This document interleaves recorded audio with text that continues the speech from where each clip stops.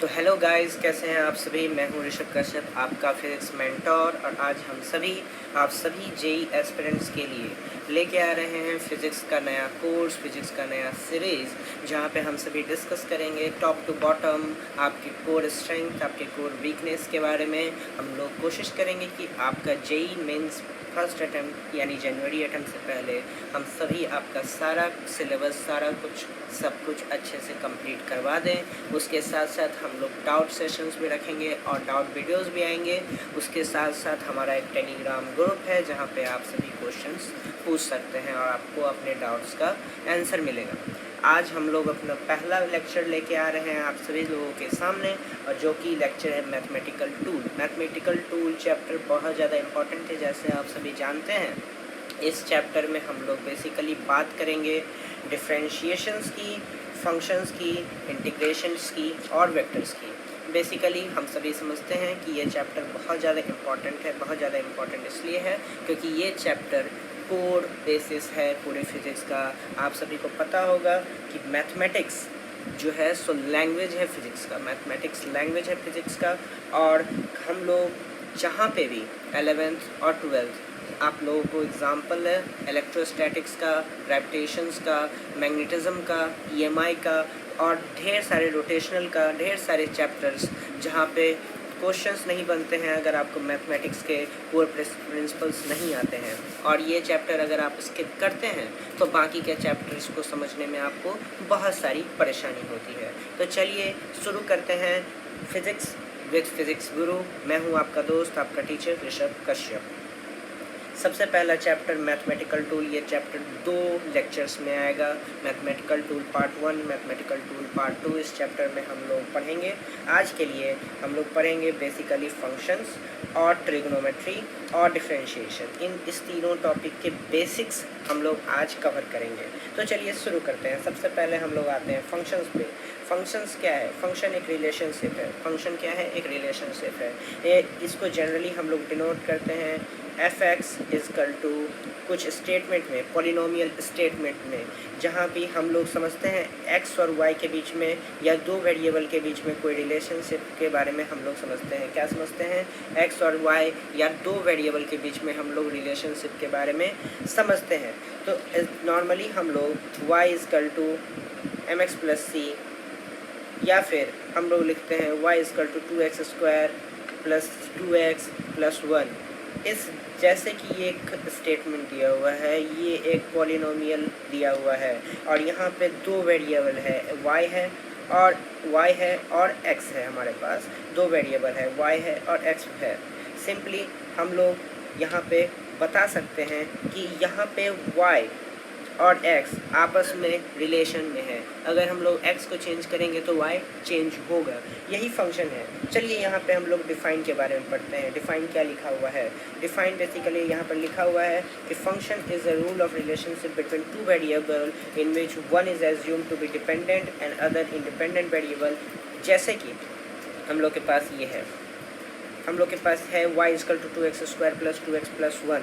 इसमें बताया गया फंक्शन एक रिलेशनशिप है जिसमें दो वेरिएबल होता है और एक वेरिएबल दूसरे पे डिपेंडेंट होता है। तो क्या हम सब बता सकते हैं कि इस वाले में कौन सा वेरिएबल डिपेंडेंट है, कौन सा वेरिएबल इंडिपेंडेंट है? सीधा सीधा हम लोग समझते हैं कि अगर x के चेंज करने पे y चेंज हो जाएगा, यानी x पे y डिपेंडेंट है, तो यानी y एक डिपेंडेंट वेरिएबल है और x एक इंडिपेंडेंट वेरिएबल है। बात समझ में आई? बिल्कुल आई।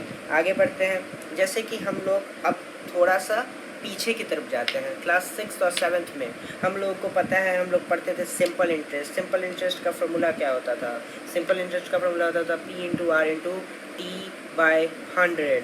इसमें P क्या होता था? P होता था प्रिंसिपल अमाउंट, R होता था रेट और T होता था टाइम। अगर इसमें सीधा सीधा ये भी एक फंक्शन है, ये भी एक रिलेशनशिप है। किसके किसके बीच में? सिंपल इंटरेस्ट, प्रिंसिपल अमाउंट और रेट और टाइम के बीच में। अगर हम लोग, और इसमें इंडिपेंडेंट वेरिएबल और डिपेंडेंट वेरिएबल कौन सा है? अगर हम लोग प्रिंसिपल अमाउंट को चेंज करते हैं, अगर हम लोग रेट को चेंज करते हैं और अगर टाइम को चेंज करते हैं तो सिंपल इंटरेस्ट चेंज हो जाएगा। क्या हो जाएगा?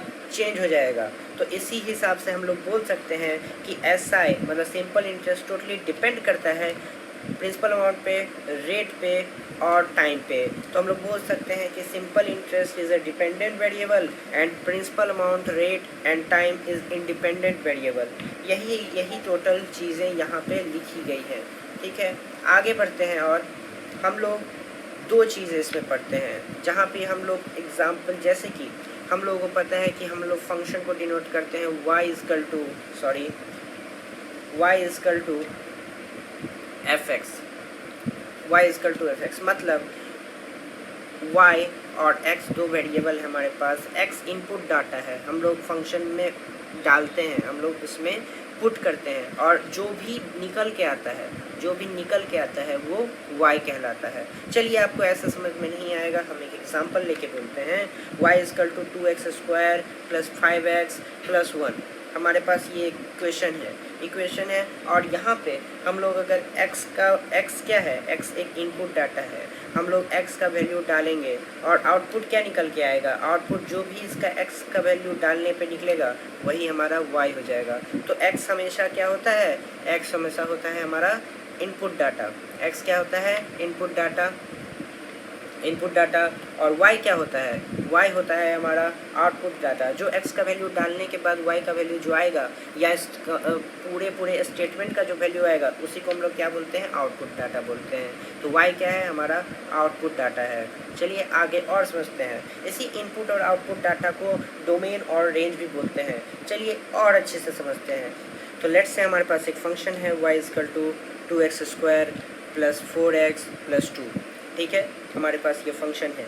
तो उसको अगर इस फंक्शन का हम लोगों को बोलेगा डोमेन निकालने के लिए और रेंज निकालने के लिए, तो हम लोग कैसे निकालेंगे। पहले समझते हैं डोमेन और रेंज होता क्या है। डोमेन वो चीज़ होता है, अगर x और y के बीच में रिलेशनशिप है तो हम लोगों से ये पूछा जाएगा कि हम लोग x का कौन कौन सा वैल्यू डाल सकते हैं, या बेसिकली आप ये समझिए कि जो इनपुट डाटा है कि कौन कौन सा इनपुट डाटा डाला जा सकता है, वही हमारा डोमेन हो गया। और उस इनपुट डाटा के डालने के बाद कौन कौन सा आउटपुट डाटा निकलेगा, वही हमारा रेंज हो गया। तो जस्ट एक एग्जांपल के तौर पे, अगर y is equal to 2x² plus 4x plus 2 हो गया, अगर हम लोगों को बोल रहा है कोई कि x इजकल टू 0 डालने के लिए, और x इजकल टू 0 हम लोग डाल देते हैं, तो उसके बाद जो y का वैल्यू आता है वही हमारा रेंज आ गया। तो जो वैल्यू डाला जा सकता है, जहाँ जहाँ कंडीशन ट्रू है, वहाँ वो उसका डोमेन हो गया। अगर हमारे पास एक फंक्शन है fx इजकल टू 1/x, और हम सभी जानते हैं कि किसी भी फंक्शन में का डिनोमिनेटर 0 नहीं होता है। अगर डिनोमिनेटर 0 हो गया तो फंक्शन सेटिस्फाई नहीं करता है, वो लीगल नहीं होता है। अगर तो हम लोग ये समझते हैं कि अगर कोई पूछेगा कि इसका डोमेन क्या होगा, तो हम लोग बोलेंगे सारा रियल नंबर होगा लेकिन 0 नहीं होगा। यही इसका डोमेन हो गया। और बाकी अगर कोई इसका रेंज पूछेगा तो हम लोग बता सकते हैं कि इस इक्वेशन में सारा रियल नंबर और 0 नहीं छोड़ के जो हम लोग इनपुट करेंगे डाटा, उसके बाद जो आउटपुट डाटा आएगा वो सब इसका रेंज हो गया। यहाँ तक बात समझ में आई? बिल्कुल समझ में आई। तो अगर मान लो कि इसका इस वाले की क्वेश्चन का अगर कोई बोलता है कि क्या क्या होगा इसका डोमेन, क्या क्या होगा इसका रेंज, तो हम लोग इसका निकाल सकते हैं। पहले देखिए, डोमेन और रेंज निकालने का सबसे बढ़िया उपाय है कि हम लोग इसका ग्राफ बना लेते हैं। ग्राफ कैसे बनाएंगे, ग्राफ देखिए कैसे बनाते हैं। सबसे पहले हम लोग मिडिल टर्म स्प्लिटिंग से इसको तोड़ देंगे। और कैसे तोड़ेंगे, ऐसे तोड़ेंगे 2x² plus 2x plus 2x plus 2, और यहाँ पे हम लोग देखेंगे 2x यहाँ पे कॉमन है तो x प्लस 1 आ जाएगा हम लोग के पास, और यहाँ पे 2 कॉमन है तो x प्लस 1 आ जाएगा हम लोग के पास। तो यहाँ पे 2x प्लस 2 और x प्लस 1। ठीक है, मतलब यहाँ पे कुल मिला के बात इतनी सी है कि x इजकल टू -1 के जगह पे, मतलब ये रूट हो गया क्वाड्रेटिक इक्वेशन। आप लोगों ने पढ़ा होगा कि ये रूट हो गया क्वाड्रेटिक इक्वेशन का, और ये रूट हो गया, मतलब यहाँ पे -1 कहीं पे भी आएगा और -1 कहीं पे भी आएगा। इसके बाद बोल रहा है कि ग्राफ बनाने के लिए, तो या तो वो ग्राफ ऐसे बनेगा और या तो वो ग्राफ ऐसे बनेगा। ये कैसे पता लगाएं कि वो ग्राफ ऊपर की तरफ बनेगा या नीचे की तरफ बनेगा? इसका भी एक तरीका है। इसका क्या तरीका है कि सिंपल तरीके से आप एक बात समझ जाइए कि अगर 2x² में a अगर पॉजिटिव आता है तो ग्राफ ऊपर की तरफ बनेगा। अगर निगेटिव आता है मतलब -2 आता है तो ग्राफ नीचे की तरफ बनेगा। तो सिंपली अपने लोग समझ सकते हैं कि ग्राफ यहाँ पे ऊपर की तरफ बनेगा। अगर ऊपर की तरफ बनेगा तो इसका डोमेन क्या हो गया? All real. इसका डोमेन क्या हो गया? All real. मतलब x के हर एक वैल्यू पे ये चीज़ डिपेंड करता है। तो यहाँ तक बात क्लियर है? बिल्कुल क्लियर है। और x के हर एक वैल्यू पे, ठीक है, आपको ये पूछेगा रेंज क्या है, तो आप y एक्सिस देखिए, यहाँ पे y एक्सिस में कहाँ से कहाँ तक है? यहाँ पे है 0, मतलब ये देखिए ये वाला जो है सो y क्या होगा? इसका y 0 होगा और 0 से इन्फिनिटी तक, मतलब पॉजिटिव में इन्फिनिटी तक। तो इसका रेंज क्या हो गया? इसका रेंज हो गया 0 से इन्फिनिटी। और इसका डोमेन क्या हो गया? इसका डोमेन हो गया ऑल रियल। यहाँ तक बात समझ में आती है? बिल्कुल समझ में आती है। हम लोग यहाँ पे पढ़ते हैं क्या लिखा हुआ है। We usually denote function in one of the two ways by giving a formula such as y is equal to x² that use a dependent variable y to denote the value of the function, by giving a formula such as fx is equal to x² that defines function symbol f to name of the function। Simple बात यही है। यहाँ पे एक चीज़ बताया गया है कि अगर हम लोग लिखते हैं y is equal to x² तो इसका मतलब है, अगर हम लोग लिखते हैं y is equal to x² तो यहाँ पे मतलब है कि x के चेंज करने पे y चेंज हो जाएगा। यही चीज़ होता है कि x क्या हो गया यहाँ पे? Independent variable. x क्या होगा? Independent variable. और y क्या होगा? y इंडिपेंडेंट वेरिएबल होगा। तो सॉरी, गलती हो गया, यहाँ पे x क्या होगा? इंडिपेंडेंट वेरिएबल, क्योंकि x के चेंज करने पे y चेंज कर रहा है। मतलब x जो है, x के चेंज करने पे y चेंज हो रहा है, मतलब x इंडिपेंडेंट वेरिएबल है और y डिपेंडेंट वेरिएबल है, मतलब y x पे डिपेंड करता है। चलिए यहाँ पे एक एग्जांपल है, एग्जांपल को हम लोग सॉल्व करते हैं। लिखा हुआ है y is equal to 2x² plus 2x plus y, okay, y नहीं, शायद ये राइटिंग मिस्टेक है, यहाँ पे x होगा, 2x² plus x। चलिए तो अगर बोल रहे हैं f of 0 करने का मतलब कि x के वैल्यू पे तुम 0 डाल दो। क्या डाल दो? x के वैल्यू पे तुम 0 डाल दो। तो अगर x के वैल्यू पे अगर हम 0 डाल देते हैं तो 2 इंटू 0 का स्क्वायर प्लस 2 इंटू 0 प्लस 0, मतलब y इज इक्वल टू 0 आ गया। ये इसी तरीके से अगर क्वेश्चन है कि f ऑफ 1 फाइंड करने के लिए और हमारे पास स्टेटमेंट है 2x² plus 2x plus x, तो हमारे पास क्या आएगा? हमारे पास अगर x के वैल्यू पे अगर 1 डाल देते हैं और 2 इंटू 1 प्लस 1, तो हम लोग के पास आता है 2 plus 2 plus 1 that is equal to 5। तो इसी तरीके से हम लोग सॉल्व करते हैं। अगर आपको बोले कि f of 0 f of 1 find करने के लिए तो आप सभी सिंपली क्या कीजिएगा? x के वैल्यू पे जो भी चीज़ आपको बोले, अगर आपको बोले f of 0 फाइंड करने के लिए तो आप 0 रखिएगा, f of 1 रखने के लिए बोलेगा तो आप 1 रखिएगा, और जो भी बोलेगा वो रखिएगा। उसके बाद जो y का वैल्यू आएगा वही f of 0 या 1 या fx का वैल्यू होगा, जो भी आपको क्वेश्चन मांग रहा है। तो चलिए इसी तरीके से आपको आपका फंक्शन जो एक छोटा सा पार्ट था वो कंप्लीट हो गया। चलिए एक बार रिवाइज कर लेते हैं, हम लोग रिवाइज कर लेते हैं क्या क्या था इसमें था हम लोग डिनोट करते हैं y is equal to fx से। इसमें एक इंडिपेंडेंट एक डिपेंडेंट वेरिएबल होता है, x का वैल्यू चेंज करने पे y का वैल्यू चेंज होता है, इसी वजह से x एक इंडिपेंडेंट वेरिएबल है और y डिपेंडेंट वेरिएबल। x के वैल्यू चेंज होने पे y का वैल्यू चेंज होता है, और y डिपेंड करता है कि x का वैल्यू क्या हम डाल रहे हैं। चलिए इसके बाद हम लोग ने एक सिंपल इंटरेस्ट का एक सिंपल एग्जांपल देखा था। हम लोग जानते हैं कि इनपुट डाटा डोमेन कहलाता है। जो वैल्यू हम लोग फंक्शन में डालते हैं x के वैल्यू पे वो सब हमारा इनपुट डाटा है और उसको हम लोग डोमेन बोलते हैं। और उसके बाद जो वैल्यू हम लोग पाते हैं और इनपुट डाटा के डालने के बाद y का जो वैल्यू बनता है x के वैल्यू के डालने के बाद उसको हम लोग बोलते हैं आउटपुट डाटा बोलते हैं उसको। उसके बाद इसी तरीके से हम लोग समझ गए इस छोटे से पार्ट को। चलिए शुरू करते हैं अगला पार्ट। अगला पार्ट हमारा है ट्रिगोनोमेट्री। ट्रिगोनोमेट्री बहुत ज़्यादा एसेंशियल है और इस पार्ट को सभी लोग अच्छे से समझिएगा, क्योंकि ये पार्ट बहुत ज़्यादा इंपॉर्टेंट है। ये पार्ट छोटे छोटे ट्रिग्नोमेट्रिकल आइडेंटिटीज़ काफ़ी काम आते हैं। आगे आप जाइएगा रोटेशन में, आगे आप जाइएगा इलेक्ट्रोस्टैटिक्स में, आगे जाइएगा आप ग्रेविटेशन में, और शायद आप जाइएगा मैग्नेटिज्म में, EMI में, और इवन आफ्टर आप जाइएगा मॉडर्न फिजिक्स में। आपको हमेशा ट्रिग्नोमेट्री का कदम कदम पे आपको साथ मिलता पाएंगे आप। तो चलिए शुरू करते हैं ट्रिग्नोमेट्री। ट्रिग्नोमेट्री फिजिक्स में बहुत ज़्यादा इंपॉर्टेंट है, जैसा कि मैंने आप लोगों को बताया।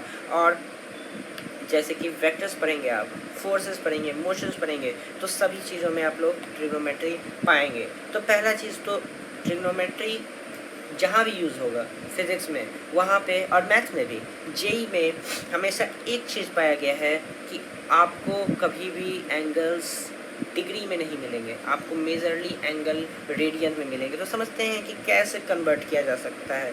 सिंपली आप इतना समझ लीजिए, आपको ज़्यादा बुद्धि लगाने की ज़रूरत है नहीं, लेकिन सिंपली आप इतना समझ लीजिए कि पाई इजकल टू 180 डिग्री होता है। तो इस समय इस तरीके से आप अगर इतना स्टेटमेंट अगर आप याद रख लेते हैं, पाई इजकल टू 180 डिग्री होता है, तो मेरे ख्याल से आप यूनिटरी मेथड लगा के आप कभी भी किसी भी रेडियन को आप डिग्री में बदल सकते हैं और डिग्री को आप रेडियन में बदल सकते हैं। जैसे कि मैं अगर आपको एग्जांपल देता हूँ कि अगर पाई इजकल टू 180 डिग्री होता है, तो 1 radian is equal to 180 by pi होगा कि नहीं होगा।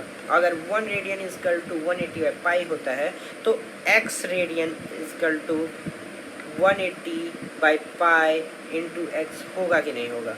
तो इसीलिए सिंपली ये चीज़ याद रखिए। ऊपर का फॉर्मूला सिर्फ लिखने के लिए और पीपीटी को सुंदर बनाने के लिए है, लेकिन आपको ये चीज़ याद रखना पड़ेगा कि पाई इजकल टू 180 डिग्री होता है। और उसके बाद आप सिंपली यूनिटरी मेथड लगा लीजिए। यूनिटरी मेथड मैंने कैसे लगाया, पाई इजकल टू 180 डिग्री अगर होगा तो 1 radian is equal to 180 by pi होगा कि नहीं होगा, सिंपली होगा। और अगर उसके बाद अगर आपको बोलेगा कि x रेडियन निकाल के बताओ, तो x रेडियन आप कैसे निकालेंगे, 180 बाई पाई दोनों तरफ x से मल्टीप्लाई कर दीजिए। आपको x और x के जगह पे आपको जितना भी डिग्री बोला है, जितना भी रेडियन बोला है, आप निकाल सकते हैं इसी तरीके से। और एक और चीज़, अगर आपको बोल रहा है कि आप डिग्री निकालने के लिए, तो सिंपली पाई इजकल टू 180 दिया ही हुआ है, आप क्या कीजिए, पाई बाई 180 मैंने इसको इधर भेज दिया, 180 इजकल टू 1 डिग्री होता है। अगर आपको किसी ने बोला x डिग्री निकालने के लिए, तो आप simply pi is equal to 180 into x कर दीजिए, आपको सॉल्यूशन मिल जाएगा। तो जैसे कि हम लोगों को दिया 90 degree to radian, 90 degree find करने के लिए बोल रहा है। तो अगर आपको स्टार्टिंग में मेरा एक्सप्लेनेशन समझ में नहीं आया, तो चलिए क्वेश्चन सॉल्व करते हैं और आपका डाउट क्लियर करते हैं। डाउट कैसे क्लियर करेंगे, पहले हम लोग समझते हैं कि पाई इजकल टू 180 डिग्री होता है, तो 1 radian is equal to 180 by pi होगा, बिल्कुल होगा।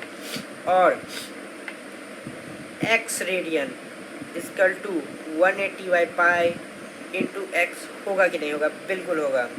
तो यहाँ पे सिंपली आप कुछ मत कीजिए, 90 डिग्री को बोल रहा है रेडियन में पहुँचाने के लिए, मतलब पाई इजकल टू 180 करेंगे, 1 रेडियन इजकल टू 180 पाई बोलेंगे, और x radian is equal to 180 by pi into x बोलेंगे। तो सिंपली यहाँ पे हम लोगों को बोल रहा है कि 90 डिग्री को रेडियन में बदलने के लिए, तो यहाँ पे हम लोग बोलेंगे कि अगर पाई इजकल टू 180 डिग्री है, तो pi by 180 is equal to 1 degree होगा, और 90 degree is equal to pi by 180 into 90 होगा। जो कि मैंने फार्मूला यूज़ किया है, मैंने लॉजिक यूज़ किया है, जो भी ज्योमेट्रिकल यूनिटरी मेथड है उसको यूज़ किया है, और 90 degree is equal to pi by 2 होता है। ठीक है, अगर आपको समझ नहीं आया तो एक बार फिर से आप वीडियो को रिवाइंड कर सकते हैं, 2 मिनट पीछे जा सकते हैं और आप इस चीज़ को समझ सकते हैं। इस बार बोल रहा है कि पाई बाई 6 को डिग्री में फाइंड करने के लिए कैसे करेंगे, अगर आप इस वीडियो को 2 मिनट पॉज कर सकते हैं, खुद ट्राई कर सकते हैं और देख सकते हैं कि आप थ्योरी समझ पाए हैं कि नहीं।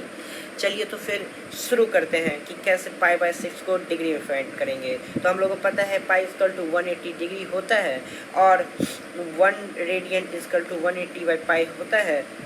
तो π/6 कितना होगा, π/6 कितना होगा, तो π/6 = 180 × π/6। तो सिंपली पाई से पाई मर गया और 6 1 और यहाँ पे 30, मतलब π/6 कितना होगा, π/6 हमारा होगा 30 डिग्री होगा।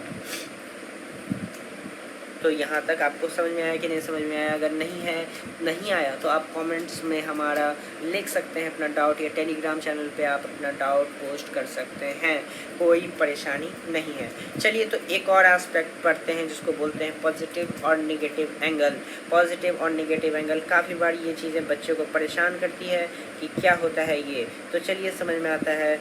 देखिए हम लोग एक एंगल देखते हैं। अगर एक्स एक्सिस से एंटी क्लॉकवाइज डायरेक्शन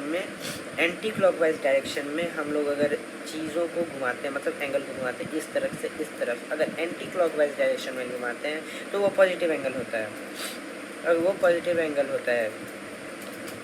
और अगर क्लॉकवाइज डायरेक्शन में घुमाते हैं, जैसे कि अगर ये तुम्हारा एक्स एक्सिस हो गया, अगर इसको हम इस तरफ घुमा दें एंटी क्लॉकवाइज डायरेक्शन में, तो वो तुम्हारा हो गया नेगेटिव एंगल।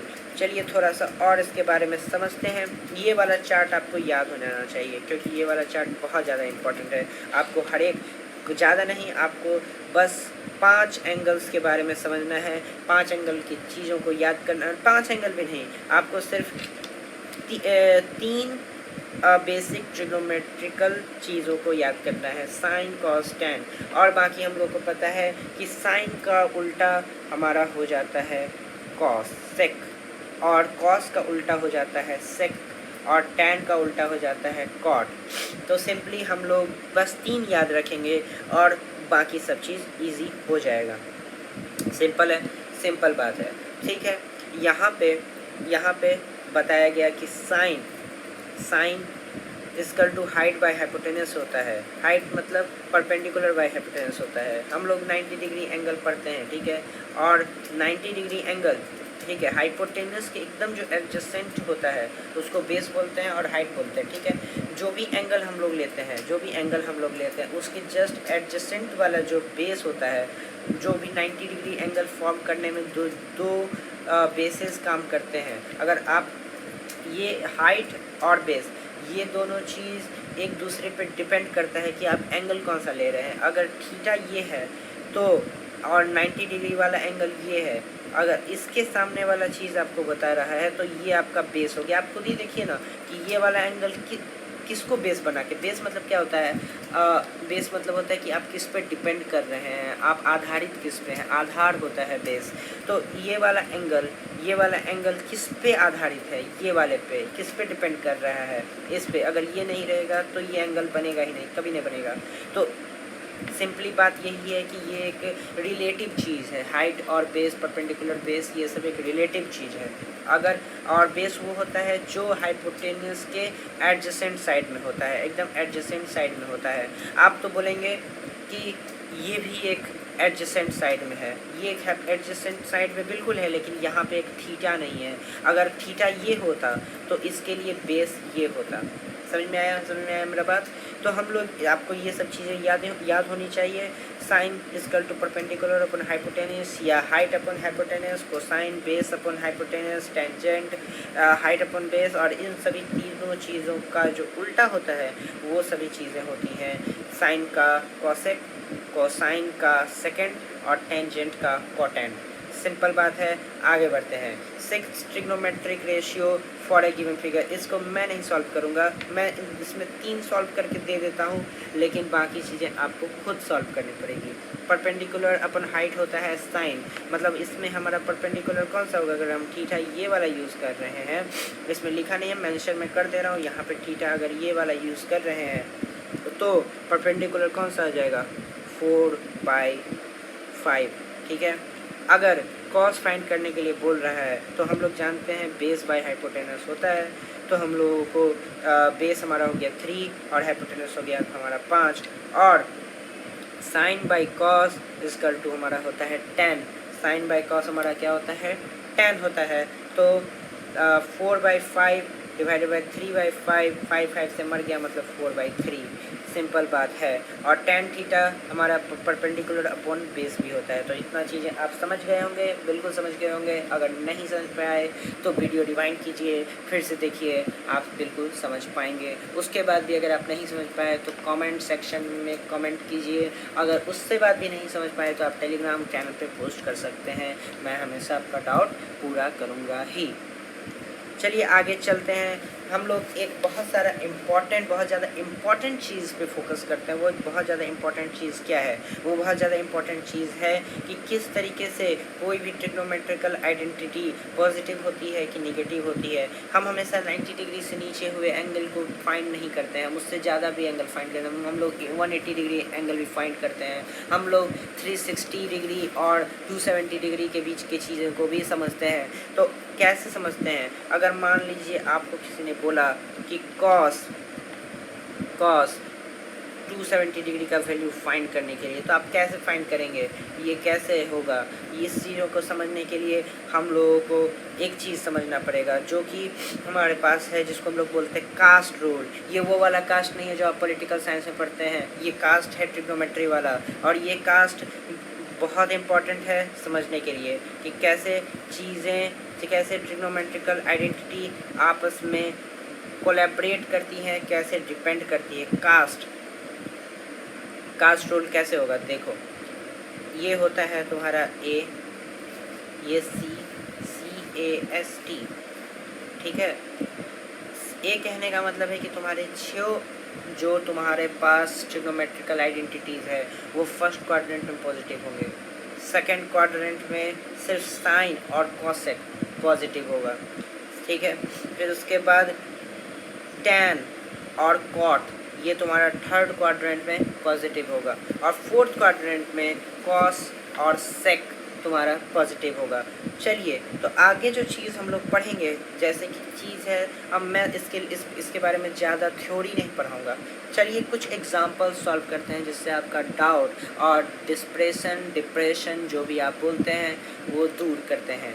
चलिए, इस क्वेश्चन में बोल रहा है कि साइन 120 डिग्री का वैल्यू फाइंड करने के लिए कैसे फाइंड करेंगे? कुछ नहीं करना है, आप लोगों को लिखना है साइन 120, ठीक है। साइन 120, ठीक है। साइन, इसको आप कुछ कीजिए, आप नियरेस्ट कम्प्लीमेंट्री और सप्लीमेंट्री एंगल का सहारा ले सकते हैं। कम्प्लीमेंट्री एंगल क्या होता है? दो एंगल को जोड़ने से 90 डिग्री एंगल बन जाता है, उसको बोलते हैं कम्प्लीमेंट्री एंगल। और दो एंगल को जोड़ने से अगर 180 डिग्री बन रहा है तो उसको बोलते हैं सप्लीमेंट्री एंगल। तो अगर 180 डिग्री, ठीक है, 180 डिग्री, इसको क्या 120 डिग्री, इसको अगर इसका वैल्यू साइन 120 का फाइंड करने के लिए कोई बोलेगा तो कैसे करेंगे? तो सीधा आप लिख सकते हैं 180 माइनस 60, इसको तोड़ के आप लिख दीजिए 180 माइनस 60। अच्छा ठीक है, 120 डिग्री किस क्वाड्रेंट में फाइंड करना है? सेकंड क्वाड्रेंट में। सेकंड क्वाड्रेंट में साइन पॉजिटिव होता है कि नेगेटिव? पॉजिटिव होता है भाई। तो चलो, तो इसको सिंपली अगर 180 डिग्री होता है तो रूल हमारा ये है कि इस 180 डिग्री फाइंड करने के लिए साइन किसी में भी चेंज नहीं होता है, साइन रहता है। तो आप कैसे लिख सकते हैं? साइन 60 डिग्री, ठीक है, साइन 60 डिग्री। तो साइन 60 डिग्री कितना होता है? √3/2। आप पीछे पलट के टेबल देख सकते हैं।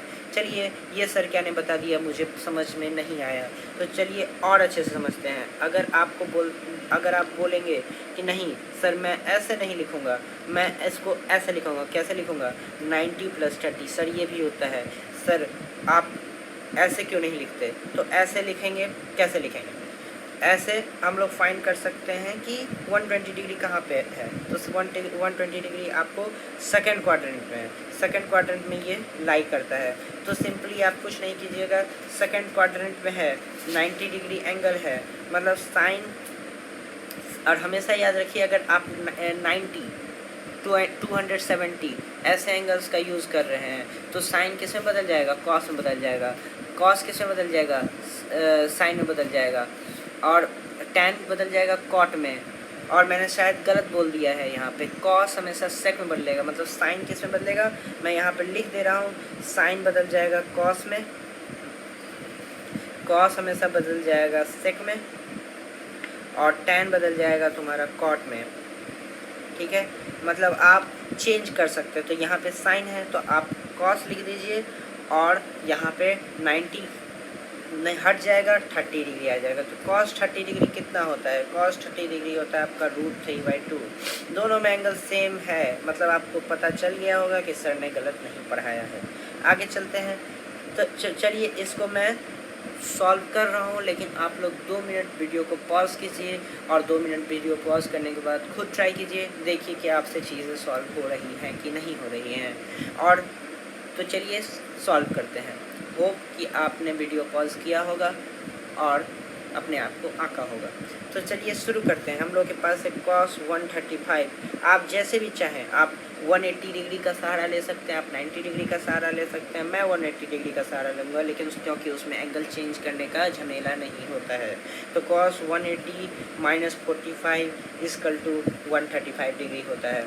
तो cos, अच्छा आप देखिए यहाँ पे cos है, cos 135 डिग्री किस क्वाड्रेंट में आता है भाई, सेकंड क्वाड्रेंट में। यहाँ कहीं एंगल बनेगा, यहाँ कहीं एंगल बनेगा। तो आप यहाँ पे ये चीज़ समझ गए होंगे कि यहाँ पे एंगल बनेगा, यहाँ पे एंगल बनेगा। तो क्या होगा, यहाँ पे ये निगेटिव एंगल में आ जाएगा, यहाँ पे ये पॉजिटिव नहीं होता है। यहाँ पे सिर्फ साइन और कॉसेक ही पॉजिटिव एंगल होता है, पॉजिटिव एंगल होता है। तो ये तो आएगा निगेटिव के साइड, मतलब -cos 45। और cos 45 कितना होता है, -1/√2। आपका आंसर हो गया। cos 45 होता था 1/√2, और माइनस है तो -1/√2। जनरल ट्रिग्नोमेट्रिक फार्मूलाज, ये स्क्रीनशॉट आप ले सकते हैं। स्क्रीनशॉट लेने के बाद आप इसको याद करेंगे अपने बेडरूम, स्टडी रूम, जहाँ भी आप पढ़ते हैं वहाँ पे आप इसको चिपका सकते हैं और डेली देख सकते हैं, क्योंकि ये सभी फार्मूलाज बहुत ज़्यादा इम्पॉर्टेंट है आपके जेईई प्रिपरेशन के लिए। और अगर आप इसको याद नहीं कर सकते हैं तो फिर आप गलत दिशा में जा रहे हैं। तो चलिए आगे चलते हैं। स्क्रीनशॉट आई होप आप लोगों ने ले लिया होगा। मैं फिर भी पॉज कर दे रहा हूँ, फिर से आप स्क्रीनशॉट ले सकते हैं।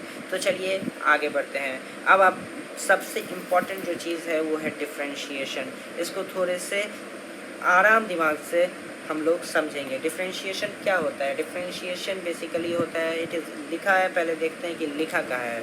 लिखा क्या है यहाँ पे, डिफरेंशिएशन एक मैथमेटिकल प्रोसेस है जो कि रेट बताता है। रेट बताता है वो रेट नहीं जो आप सब्जी मंडी में जाके पूछते हैं, रेट वो जो किस रेट से चीज़ें बदल रही है। आजकल समाज में काफ़ी चीज़ें बदल रही है, आप भी बदल रहे हैं, हम भी बदल रहे हैं। तो किस तरीके से चीज़ें बदल जाती हैं।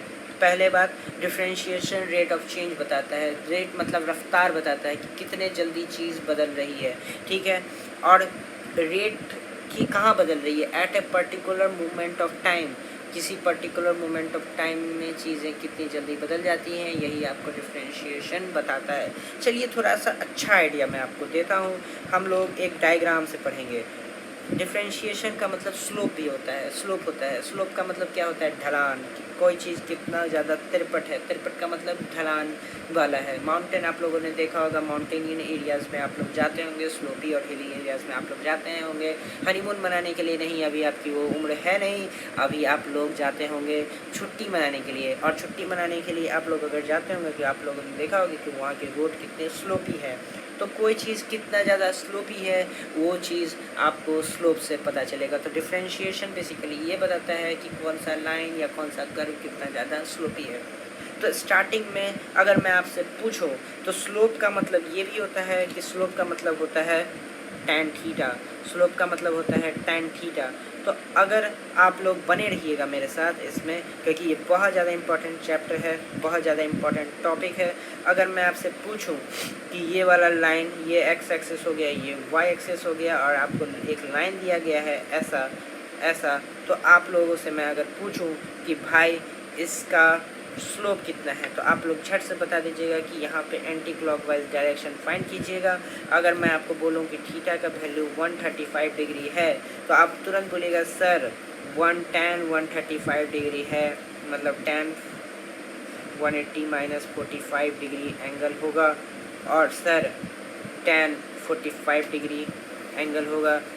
चूँकि ये आपको 180 डिग्री और 180 डिग्री और 90 डिग्री के बीच में है एंगल, तो आप बताइएगा कि सेकंड क्वाड्रेंट में जहाँ पे tan नेगेटिव होता है तो मैं एक माइनस साइन लेके आ जा रहा हूँ। तो आप मुझे बताइएगा कि इसका स्लोप, सर मेरे पास एक स्लोप आया है जिसका वैल्यू है -1।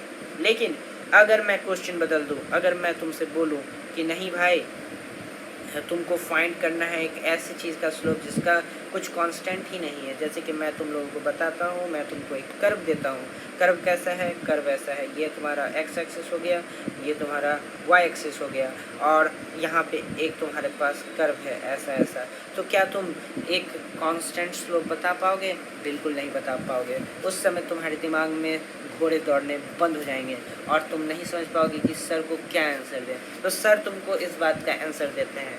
चलो हम लोग क्या करेंगे? हम लोग कुछ नहीं करेंगे, हम लोग सॉल्यूशन फाइंड करेंगे। हम लोग सॉल्यूशन फाइंड करने के लिए पढ़ते हैं। तो चलो, अगर मेरे पास ये एक स्लोप है और ये एक कर्व है, इसका हम लोग को बोल रहा है कि एट ए पर्टिकुलर पॉइंट पे हम लोग को यहाँ पे एक पॉइंट है ए और इसका स्लोप फाइंड करने के लिए बोल रहा है। तो हम लोग कैसे फाइंड करेंगे? हम लोग कुछ नहीं करेंगे, हम लोग यहाँ पे एक ट्रायंगल ड्रॉ करेंगे। आप लोगों को पता है कि हम लोग ट्रायंगल ड्रॉ करते हैं, वहाँ का थीटा फाइंड करते हैं, और थीटा को फाइंड करने के चक्कर में हम लोग हमेशा tan थीटा फाइंड करते हैं, जिससे हम लोग को स्लोप मिलता है। तो चलिए शुरू करते हैं, देर किस बात की। ठीक है, अगर मान लीजिए कि मैं आपको बोलता हूँ कि हमारे पास एक कर्व है, सिंपल कर्व है हम लोगों के पास, और आपको उसका स्लोप निकालना है, तो कैसे निकालेंगे देखते हैं।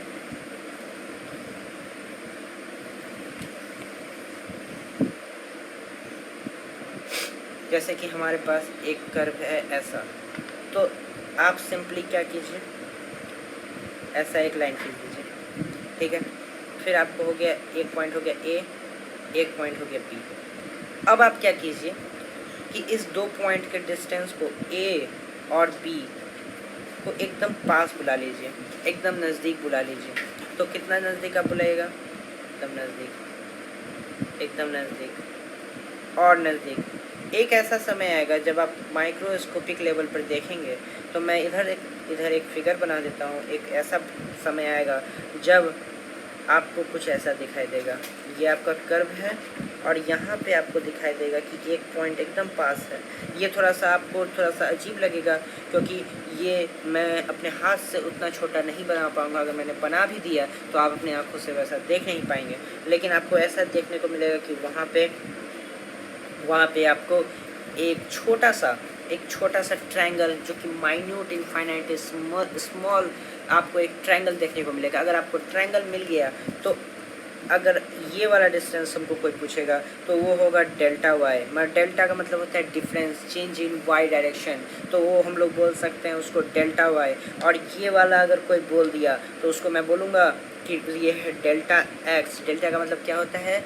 चेंज। डेल्टा का मतलब क्या होता है? चेंज। और डेल्टा वाई और डेल्टा एक्स। अगर आपको कोई स्लोप फाइंड करने के लिए बोलेगा तो अब तो आप बोल सकते हैं कि सर मेरे पास एक ट्रायंगल है और ट्रायंगल का स्लोप होता है tan थीटा। तो पर्टिकुलरली tan थीटा क्या होता है? tan थीटा होता है तुम्हारा परपेंडिकुलर अपॉन बेस। तो tan थीटा अगर फाइंड करने के लिए बोलेगा तो हम लोग बोल सकते हैं कि delta y upon delta x. चलो कुछ काम की बात करते हैं। इस चीज़ का आप स्क्रीनशॉट ले सकते हैं, या मैं आपको और अच्छे से यहाँ पे बता सकता हूँ।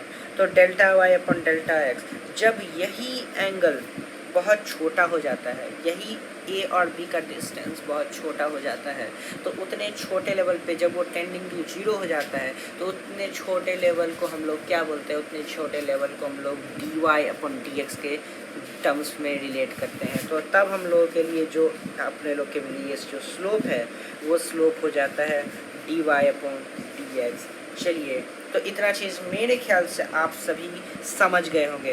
यहाँ पे भी वही चीज़ लिखा हुआ है कि अगर फाइनाइट डिस्टेंस है, तो फाइनाइट डिस्टेंस फाइंड करने के लिए हम लोग डेल्टा नोटेशन का यूज़ करते हैं। और अगर बहुत सारा स्मॉल चेंजेस, अगर वेरी स्मॉल चेंज है एक्स में और वाई में भी, तो हम लोग डी एक्स और डी वाई का यूज़ करते हैं। आई होप आप सभी ये चीज़ समझ गए होंगे। चलिए यहीं पर चीज़ लिखा हुआ है कि infinitesimal small difference. The infinitesimal small difference means a very very small difference and this difference is represented by D notation. हम लोग उस समय डेल्टा नोटेशन का यूज़ नहीं करते हैं, हम लोग डी नोटेशन का भी यूज़ करते हैं। डेल्टा एक्स का यूज़ नहीं करके हम लोग डी एक्स का यूज़ करते हैं और डेल्टा वाई का यूज़ नहीं करके डी वाई का यूज़ करते हैं। चलिए आगे बढ़ते हैं। तो अगर ये सब चीज़ें मैंने आपको पढ़ा दिया है, the slope of the line represents the tangent of the angle. Slope को टेंजेंट से भी रिप्रेजेंट किया जा सकता है।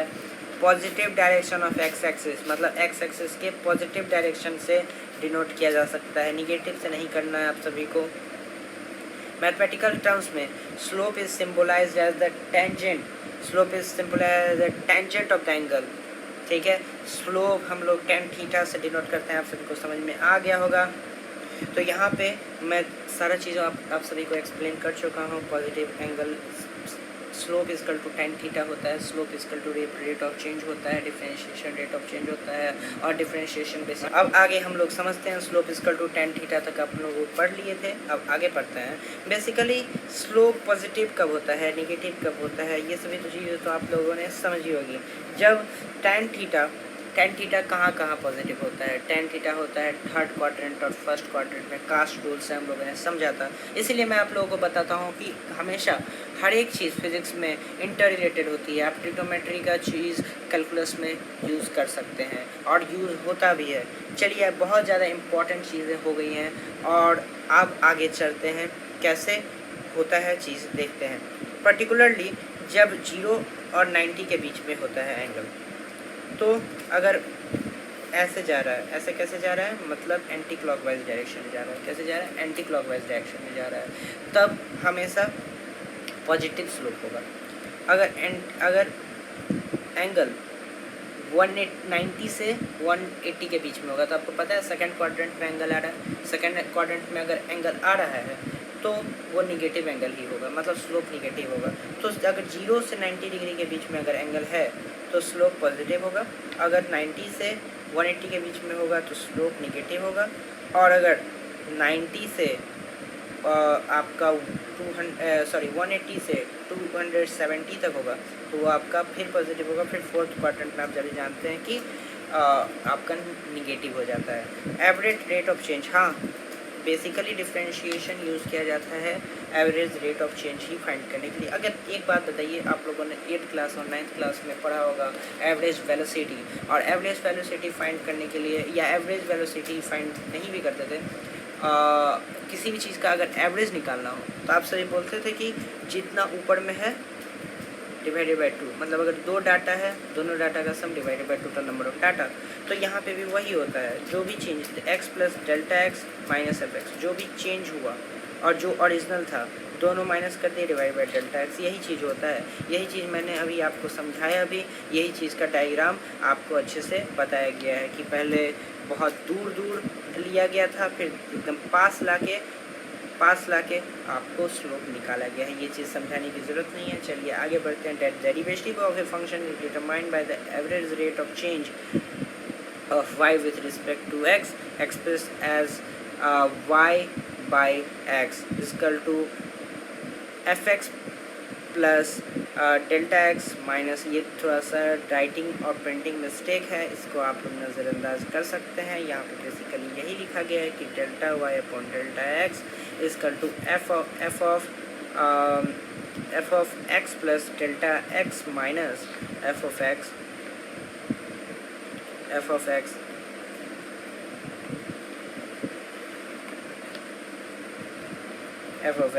Divided by delta x when the limit of the ratio exist. अच्छा चलिए एक चीज़ समझते हैं, अगर डेल्टा एक्स तुम्हारा 0 के बराबर होने लगे या टेंड्स टू 0 होने लगे, ये टेंडिंग का साइन है, मतलब 0 की तरफ होने लगे, 0 नहीं है लेकिन अगर ये 0 की तरफ होने लगे तो हम लोग समझते हैं कि उस केस में हम लोग सिंपली डेल्टा एक्स को डी एक्स से रिप्लेस कर सकते हैं। अच्छा हम लोग अब आएंगे कुछ रूल्स ऑफ डिफरेंशिएशंस के, और ये एक लास्ट टॉपिक होने वाला है आज के लिए। डेरिवेटिव पर्टिकुलरली कुछ रूल्स हम लोग समझते हैं। बेसिकली डिफरेंशिएशन अगर करते हैं बहुत सारा, हम हर एक बार ट्रायंगल बना के स्लोप नहीं फाइंड कर सकते हैं, तो हम लोग के पास कुछ रूल है। देखिए स्टार्ट करते हैं हम लोग डेरिवेटिव ऑफ ए कांस्टेंट। अगर मान लीजिए सिंपल रूल है कि किसी भी कांस्टेंट नंबर का डेरिवेटिव 0 होता है, ठीक है। तो अगर आपको बोलेगा f(x) = 2 और डिफरेंशिएट f(x) = 2, अगर इसको बोलेगा डिफरेंशिएट करने के लिए, तो इसका dy/dx हो जाएगा 0, ठीक है। आगे चलते हैं पावर रूल। पावर रूल क्या होता है? पावर रूल हम लोग एक एग्जांपल से समझते हैं। अगर हमारे पास एक y =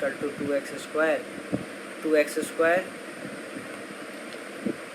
प्लस 2x + 1 है, ठीक है, और हमारे पास है हम लोग को बोला कि dy/dx फाइंड करने के लिए, तो सिंपली पावर रूल ये बोलता है कि ये या मैं आपको इतना कॉम्प्लेक्स नहीं करूँगा, मैं आपको सिंपली बताऊँगा। अगर मान लीजिए मेरे पास है y = 4x², तो पावर रूल ये बोलता है कि x के ऊपर जो भी आपको पावर लिखा हुआ है वो पावर एक कम हो जाएगा। क्या हो जाएगा? एक कम हो जाएगा, और वो सामने आके मल्टीप्लाई हो जाएगा। कहने का क्या मतलब है? यहाँ पे 4x² है, 4x² होने का क्या मतलब है? सिंपली अगर लिखा है कि 4x² लिखा हुआ है, तो सिंपली क्या होगा? 4 × 2 और x का पावर 1, मतलब 4 नीचे आ गया, 4 नीचे ही था, और 2 जो ऊपर पावर में था वो नीचे शिफ्ट हो गया, और x एक पावर घट गया, और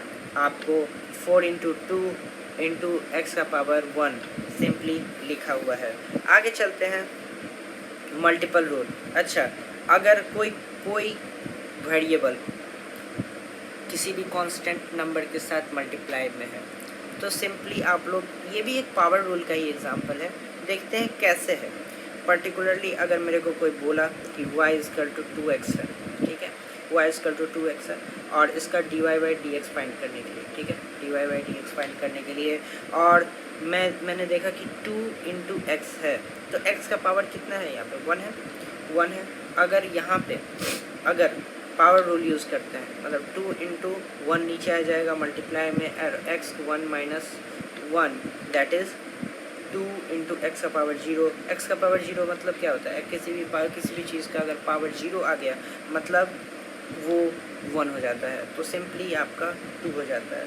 तो ये चीज़ आपको समझना पड़ेगा। ये चीज़ अब क्लियर है? यहाँ तक क्लियर है? अगर कोई परेशानी है तो कमेंट में आप अपना डाउट लिख सकते हैं, अदरवाइज़ आप टेलीग्राम चैनल पे हमारे साथ बने रह सकते हैं। वहाँ पे भी आप डाउट अपना रखेंगे तो हम लोग एज़ सुन एज़ पॉसिबल आपका डाउट सॉल्व करने का ट्राई करेंगे। चलिए आगे चलते हैं सम रूल। सम रूल क्या होता है? देखिए सिंपली बोला, the derivative of the sum of two by differential function is the sum of the derivatives. कहने का क्या मतलब है कि अगर मान लीजिए कि हमारे पास है एक फंक्शन y = 2x² + 2x, अगर हम लोग को बोलता है dy/dx सिंपली, तो हम लोग बोलते हैं d2x² + 2 /2 तो ये सिंपली हम लोग लिख सकते हैं 2x² + dx + d2/dx। हम सभी जानते हैं कि कांस्टेंट का डिफरेंशिएशन 0 होता है, और इसका डिफरेंशिएशन आप बताइए क्या होगा? 2 मिनट पॉज कीजिए और आप मुझे बता सकते हैं। इसका डिफरेंशिएशन होगा 2 × 2 × x का पावर 1, जो कि 4x होगा।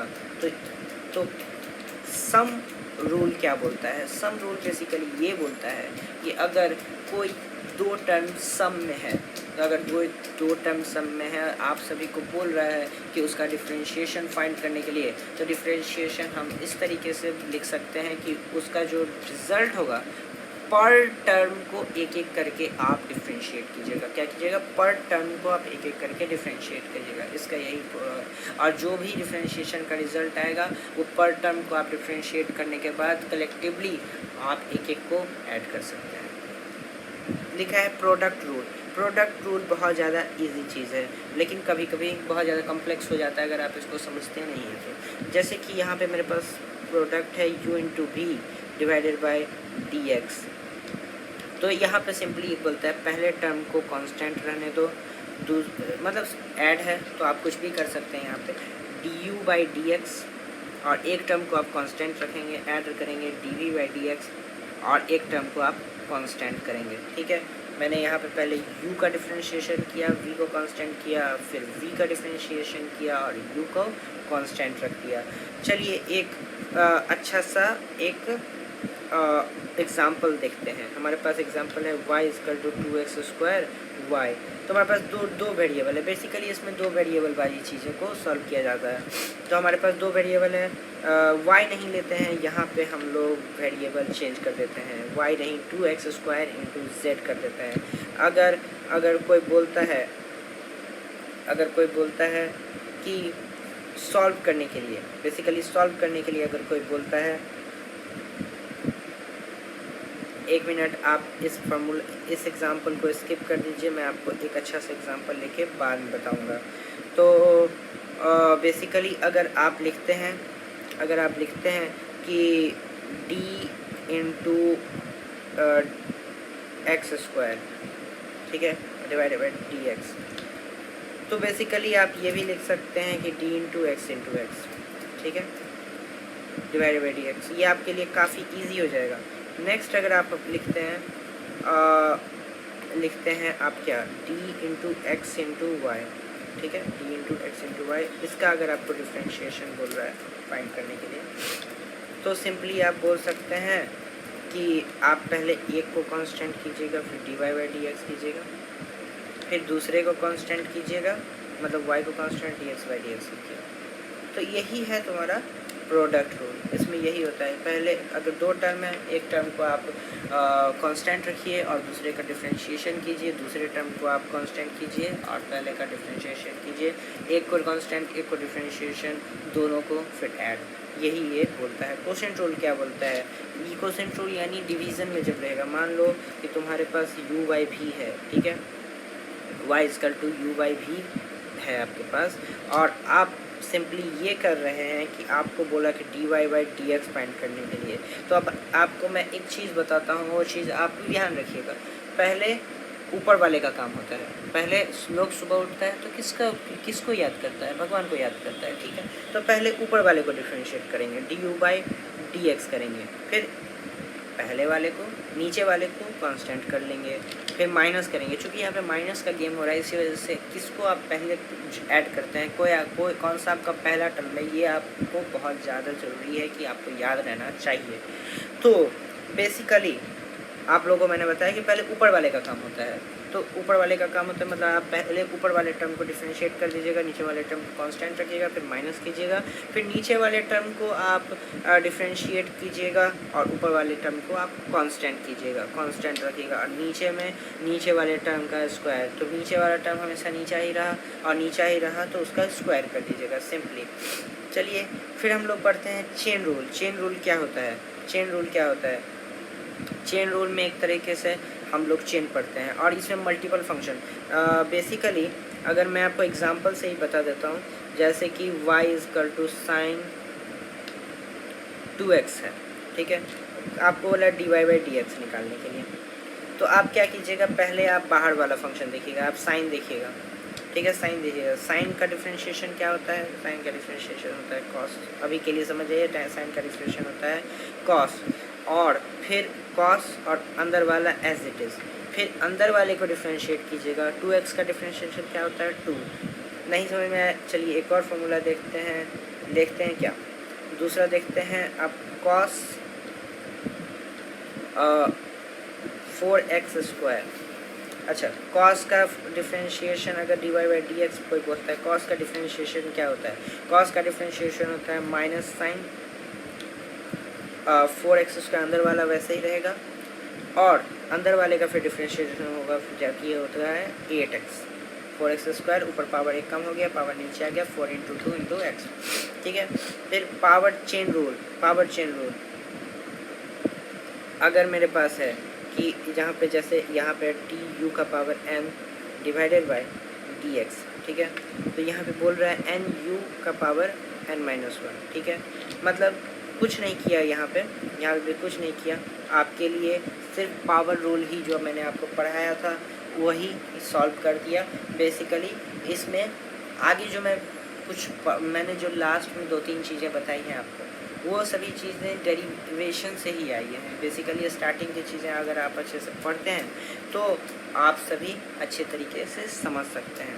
ये वाला चीज़ जैसे है कि रेडियन वर्सेस डिग्री, अगर आपको बोलता है साइन x डिग्री डिफ्रेंशिएट करने के लिए dx में, ठीक है, तो आपको है कि आप उसको डिग्री में कन्वर्ट कर लें, ठीक है, या डिग्री में नहीं भी कन्वर्ट करते हैं। जैसे कि मान लीजिए कि अगर x डिग्री को अगर आप रेडियन में कन्वर्ट करते हैं, बेसिकली अगर आप रेडियन में कन्वर्ट करते हैं तो अगर आप लिखते हैं d of sine pi by 180 into x divided by dx, अगर आप इसको डिफ्रेंशिएट करते हैं, डिफ्रेंशिएट करने के बाद क्या आएगा, पहले साइन का डिफ्रेंशिएशन होगा, साइन का डिफ्रेंशिएशन होगा तो cos pi by 180 into x into pi by 180, ठीक है।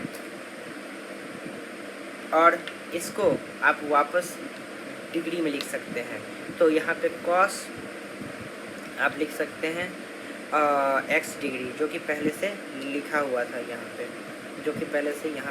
लिखा हुआ था, तो यहाँ पे ऐसे हो जाएगा। समझ में आया कि नहीं आया? नहीं समझ में आया? अगर नहीं समझ में आया तो वीडियो रिवाइंड कीजिए, फिर से देखिए, और डाउट आए तो कमेंट सेक्शन है आपके लिए, टेलीग्राम चैनल है आपके लिए। डबल डिफ्रेंशिएशन पे आते हैं। डबल डिफ्रेंशिएशन में आपको उतना पढ़ाऊँगा नहीं, क्योंकि ये चीज़ है मैथ का, और मैथ में आप इसको अच्छे तरीके से समझिएगा ही। डबल डिफ्रेंशिएशन का मैं आपको आइडिया दे देता हूँ। अगर आपको कोई f(x) दिया हुआ है, अगर आपको कोई फंक्शन दिया हुआ है, उसको आप एक बार डिफ्रेंशिएट कीजिएगा। एक बार डिफ्रेंशिएट करने के बाद जो भी वैल्यू आपको आएगा उसको आप एक बार फिर से डिफ्रेंशिएट कीजिएगा। क्या कीजिएगा, एक बार फिर से आप डिफ्रेंशिएट कीजिएगा। चलिए, यहाँ पे कुछ आप लोगों के लिए फार्मूलाज है, ये फार्मूलाज का आप स्क्रीनशॉट ले लीजिए। ये आप अपने रूम में कहीं पे भी रख सकते हैं, जहाँ पे आपको आसानी से डेली समझ में आए, डेली पढ़ने में आपको सुविधा हो। और अगर आप डेली पढ़ेंगे तो ये सभी फार्मूलाज आपके लिए बहुत ज़्यादा ज़रूरी हैं, क्योंकि साइन का यूज़ मैंने आपको तुरंत करके दिखाया है, कॉस का यूज़ तुरंत करके दिखाया है, सेक का यूज़ तुरंत करके दिखाया। अगर आपको ये फार्मूला अभी याद हो जाती है, क्योंकि अगर आप 11th के स्टार्टिंग में हैं और आपको ये चीज़ें याद हो रही हैं, तो मतलब आप बहुत हद तक इंटीग्रेशन के काम को भी आप पूरा कर सकते हैं, क्योंकि integration is the reverse process of differentiation, जो कि मैं आपको बाद में पढ़ाऊँगा भी। अगर दूसरे लेक्चर में मैं आपको पढ़ाने वाला हूँ ये सेम चीज़। तो अगर आपको डिफरेंशिएशंस के फार्मूलाज याद होंगे तो आप काफ़ी हद तक इंटीग्रेशन के फार्मूलाज याद करने में आपको उतनी परेशानी नहीं होगी मेरे ख्याल से। अगर आप एप्लीकेशन फाइंड करना चाहते हैं कि डिफरेंशिएशन की मदद से हम लोग क्या क्या कर सकते हैं, क्या क्या चीज़ों को समझ सकते हैं, क्या क्या प्रॉब्लम्स के सॉल्यूशन फाइंड कर सकते हैं, तो आपको मैं बता दूं कि पहले तो फिज़िक्स में, जहाँ तक फिज़िक्स की बात है, आप वेलोसिटी समझ सकते हैं, एक्सेलरेशन समझ सकते हैं। वेलोसिटी क्या होता है, rate of change of displacement, मतलब रेट ऑफ चेंज। एक्सेलरेशन क्या होता है, rate of change of velocity. अच्छा, मैं आज के लिए आपको एक क्विकी क्विज देता हूँ।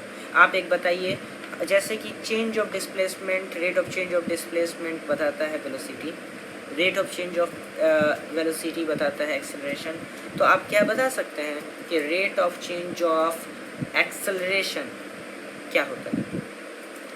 Rate of change of acceleration क्या होता है?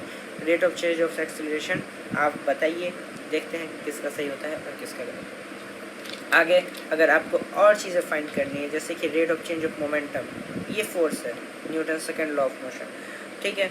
Rate of change of angular momentum क्या है, टॉर्क है, ठीक है। Rate of change of energy या वर्क क्या है, पावर है। और rate of change of current, flow of charge, rate of change of flow of charge क्या है, करंट है। ये चीज़ें, ये फार्मूला मैंने आप लोगों को बोला कि आप लोग समझ लीजिए, पढ़ लीजिए।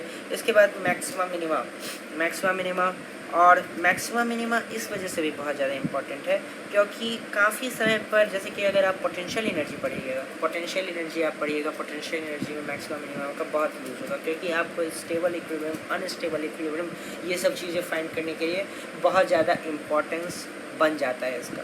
तो देखते हैं, in the scenario where quantity y is contingent upon other quantity x as depicted in the illustration, it attains speed। देखिए, सिंपल कहने का मतलब है, उतना इंग्लिश में हम लोग नहीं जाएंगे, सिंपल कहने का मतलब है कि कोई भी फंक्शन है, किसी फंक्शन का हम लोग पर्टिकुलर ग्राफ बनते हैं। अगर ये फंक्शन ऐसे जा रहा है और ऐसे जाके ऐसे जा रहा है तो कहाँ तक गया, कहाँ तक इसका मैक्सिमा हुआ, कहाँ तक इसका मिनिमा हुआ, ये सभी फाइंड करने के लिए हम लोग मैक्सिमा मिनिमा का यूज़ करते हैं। मैक्सिमा मिनिमा भी एक एप्लीकेशन है किसका, डिफरेंशिएशन का। डिफरेंशिएशन, अच्छा आप एक बात बताइए, अगर मैं खाली स्लाइड ले लेता हूँ आपके लिए, खाली स्लाइड ले लेता हूँ, एक बात बताइए, मैक्सिमा, कोई चीज़ कहाँ मैक्सिमा होगा? कोई चीज़ अगर मान लीजिए कि ऐसे है तो यहाँ पे मैक्सिमा होगा, यहाँ मैक्सिमा होगा। तो अगर मैंने यहाँ पे टेंजेंट खींच दिया, मतलब टेंजेंट का स्लोप कितना होगा? स्लोप होगा 0, क्योंकि टेन थीटा, क्योंकि ये तो एक कांस्टेंट लाइन है, टेन थीटा इजकल टू होगा 0। टेन कितना एंगल का वैल्यू होता है? 0 डिग्री का। मतलब मैंने जैसे बोला ये कांस्टेंट लाइन है, मतलब ये एक्स एक्सिस के साथ कितना एंगल बना रहा होगा? ये एंगल बना रहा होगा थीटा इजकल टू 0 डिग्री, मतलब tan theta is equal to 0 degree. अगर आपको किसी ने बोला कि किसी चीज़ का मैक्सिमा या मिनिमा फाइंड करने के लिए, तो आपको उसका डिफ्रेंशिएशन करना पड़ेगा। कैसे?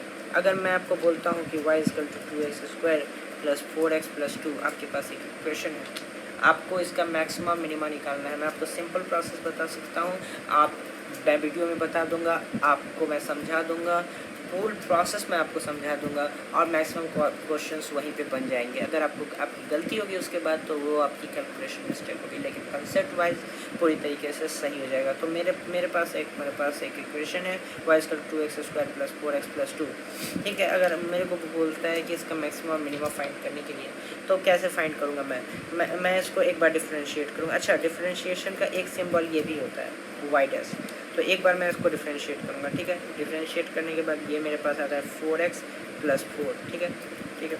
और यहाँ पे मैं एक बार और इसको डिफ्रेंशिएट करूँगा, क्या करूँगा, एक बार और डिफ्रेंशिएट करूँगा, तो y डबल डैश, मतलब ये आ गया 4, ठीक है। अच्छा, एक बात याद रखिएगा, अगर डबल डिफ्रेंशिएट करने के बाद पॉजिटिव वैल्यू आता है, अगर डबल डिफ्रेंशिएशन करने के बाद पॉजिटिव वैल्यू आता है, डबल डिफ्रेंशिएशन करने के बाद पॉजिटिव वैल्यू आता है, मतलब वो मिनिमा अटेम्प्ट करेगा, मिनिमा अटेम्प्ट करेगा अगर पॉजिटिव वैल्यू आता है।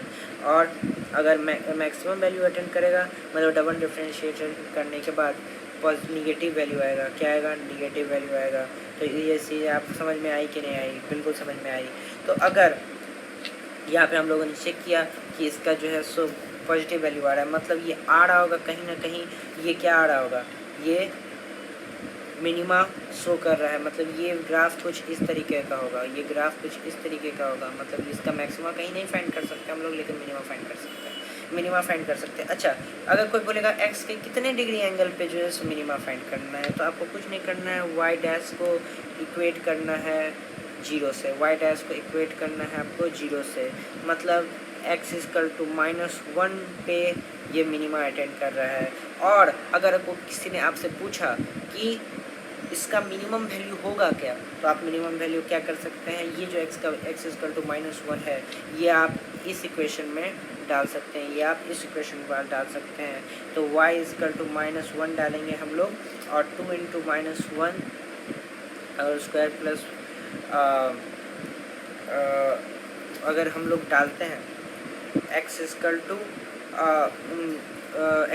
-1, तो 4 इंटू -1 प्लस 2, मतलब यहाँ पे ये 0 आ जाएगा, मतलब x के माइनस, मतलब कहने का यही मतलब कि इसका जो मैक्सिमम या मिनिमम चीज़ अगर निकालने का प्रोसेस है, तो वो आप सिंपली ये करेंगे कि आपका जो भी इक्वेशन है उसको आप एक बार डिफ्रेंशिएट कीजिए, 2 बार डिफ्रेंशिएट कीजिए, 2 बार डिफ्रेंशिएट करने के बाद अगर आपके पास एक पॉजिटिव वैल्यू आ रहा है, मतलब वो उस कंडीशन में कर्व आपका मिनिमा फाइंड बताएगा। और अगर मैक्सिमम वैल्यू आ रहा है तो अगर निगेटिव वैल्यू आ रहा है तो वो मैक्सिमम वैल्यू आपको बताएगा, तभी उस केस में आपका मैक्सिमा आएगा, ठीक है। अगर आपको किसी ने पूछा कि x के किस वैल्यू पे मिनिमा या मैक्सिमा आ रहा है, तो आप सिंगल बार जब डिफ्रेंशिएशन आपने किया था तो उसको इक्वेट कर देना है आपको 0 से, और उस बार x का वैल्यू आप फाइंड कर सकते हैं। x का वैल्यू फाइंड करने के बाद अगर आपका बोल रहा है क्वेश्चन कि बताओ भाई मुझे बताओ कि